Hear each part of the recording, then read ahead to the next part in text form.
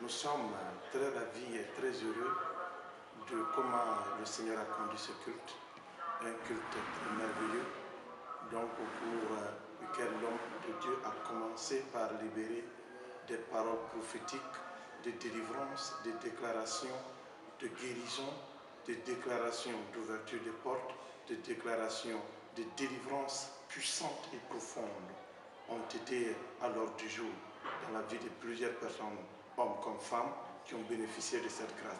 Il faut noter qu'il y avait une très forte présence de Dieu qui avait rempli la salle. Donc, à l'issue de cela, le prophète enseignant, Esaïe Lompo, nous a délivré une exhortation très poignante, en fait, qui est une suite très bien logique et même coordonnée du dimanche dernier, qui est celui-ci. Donc, je dirais autrement, qui est un message merveilleux qui nous permet de mieux comprendre et de savoir comment se comporter vis-à-vis des différentes voix que nous entendons le plus souvent. Le premier point, il a montré au peuple de Dieu comment l'âme de chacun parle. L'âme parle plus que les autres voix. En plus de cela, il nous a montré comment le diable aussi parle. Et en dernière position, il nous a montré comment Dieu parle.